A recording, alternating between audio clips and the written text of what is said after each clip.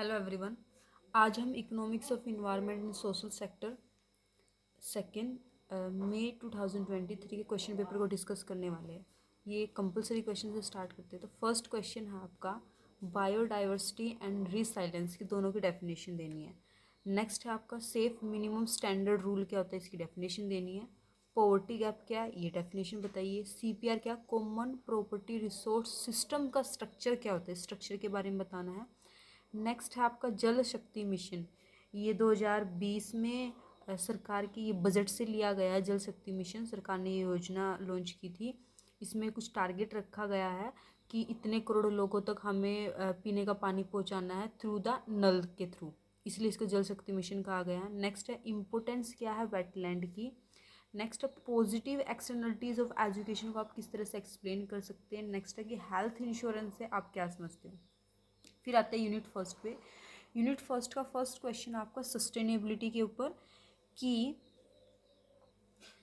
Sustainability के जो dimension है वो शिफ्ट होते रहते हैं इकोनॉमिक्स में in the paradigm in economics and sustainable development goal by the UNDP.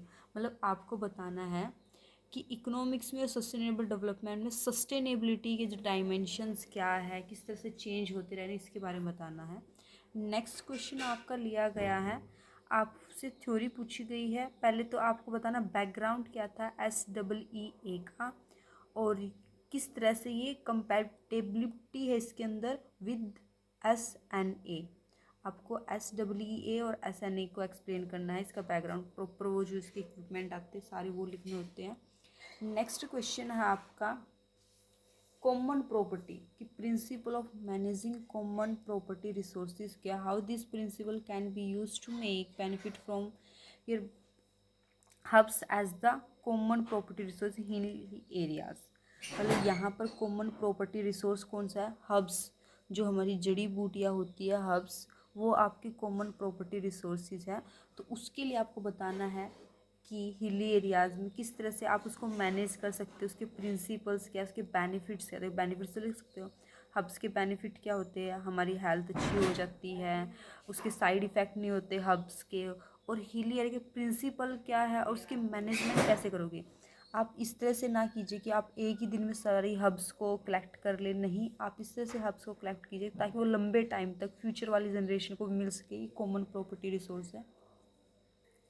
आप किसी को कॉमन प्रॉपर्टी रिसोर्सेज लेने से मना नहीं कर सकते, लेकिन उसका एक प्रॉपर मैनेजमेंट सिस्टम होना चाहिए। तो हब्स का एग्जांपल लेके आपको बाकी सब कुछ वही लिखना है कि कॉमन प्रॉपर्टी रिसोर्स के मैनेजमेंट के प्रिंसिपल क्या होते हैं, इसके बेनिफिट्स क्या, ये लिखना है। नेक्स्ट क्वेश्चन है what is the impact of environmental degradation on poor Dalits Adivasi and the women. मतलब इन्वायरमेंट में जो डिग्रेडेशन है, मतलब इन्वायरमेंट में जो डिग्रेडेशन आ रहा है उसका इम्पैक्ट है। सबसे पहले जो इन्वायरमेंट में जितना चेंज आ रहा है उसका पुअर व्यक्ति पर क्या इफ़ेक्ट जाता है। देखो इन्वायरमेंट में किसी भी तरह का चेंज हो सभी पर इसका इम्पैक्ट जाता है। पुअर दलित और ये ऐसा कुछ नहीं होता, लेकिन आपको स्पेशली इन्वायरमेंट डिग्रेडेशन लिखना पुअर्स पे। आप पहले लिख सकते हो कि पुअर्स पे क्या आ जाएगा, पुअर्स की हेल्थ, दलित्स पे क्या जाएगा, आदिवासी पर तो सबसे ज़्यादा इम्पैक्ट इन्वायरमेंटल डिग्रेडेशन का आदिवासी पे जाने वाला, क्योंकि आदिवासी क्या करते हैं, इन्वायरमेंट में रहते हैं, नेचर में रहते हैं, और नेचर में सबसे पहले जो चेंज आएगा तो सबसे पहले आदिवासियों का इम्पैक्ट करने वाला है। फिर वुमेन वाला आपको पोर्शन इसमें एक्सप्लेन करना है कि इन्वायरमेंट के डिग्रेडेशन का वुमेन्स पे क्या इम्पैक्ट जाता है। थोड़ा थोड़ा सभी के बाद लिखने के बाद आपको वही इन्वायरमेंट डिग्रेडेशन का इम्पोर्टेंस क्या है, कोजेज़ क्या है इन्वायरमेंट डिग्रेडेशन, ये वाला पॉइंट्स लिखना होता है। नेक्स्ट आपको थर्ड यूनिट में क्वेश्चन है कि आपको कुछ स्ट्रैटेजीज सुजेस्ट करनी है change the energy base from fossil fuel to the solar wind and tidal energy. मतलब आप जो फॉसिल फ्यूल्स यूज़ करते हो डीजल पेट्रोल से जो बिजली फॉसिल फ्यूल्स से जो बिजली बनती है, एनर्जी बनती है, मतलब कोयले से जो एनर्जी बनती है, तो उससे आपको शिफ्ट होना है किस पे, सोलर पे एनर्जी पर, विंड एनर्जी पर। किस तरह से आप सोलर पैनल को बढ़ा सकते हो, विंड पवन चक्की का, और टीडल होता है जो ज्वारीय ऊर्जा होती है, उसके ऊपर पे आपको नोट्स लिखने हैं। नेक्स्ट है आपका what are the problems in managing climate change. Climate change के बारे में बताना है आपको, और उसमें हाईलाइट करना मेनली द आपका रोल क्या है डेवलप्ड नेशंस का और ऑयल कंपनीज का। मतलब मेनली लिखना वही है, क्लाइमेट में चेंज क्यों आ रहा है, रीजंस क्या है, क्लाइमेट चेंज होता क्या है। फिर लास्ट में लिखना है आपको जो डेवलप्ड कंट्रीज है। देखो जब आप क्लाइमेट चेंज के कोजेज लिखोगे तो उसमें कोज आता है कि फास्टेस्ट डेवलपमेंट ऑफ इंडस्ट्रियलाइजेशन। जो कंट्रीज डेवलप हो चुकी है वहाँ पे बहुत सारी इंडस्ट्रीज है, तो ये भी एक मेन कोज है क्लाइमेट चेंज का। ऑयल कंपनी भी कहीं ना कहीं इसके लिए बहुत ज़्यादा रिस्पॉन्सिबल होती है क्लाइमेट चेंज के लिए। नेक्स्ट है आपका फोर्थ यूनिट। फोर्थ यूनिट में आपका क्वेश्चन दिया गया है, आपको कुछ स्टेप्स डिस्कस करने हैं to measure the contribution of higher education to economic growth. कि हायर एजुकेशन जो उच्च शिक्षा होती है हमारी, ग्रेजुएशन, पोस्ट ग्रेजुएशन, पीएचडी, उनका इकोनॉमिक ग्रोथ में क्या कंट्रीब्यूशन है।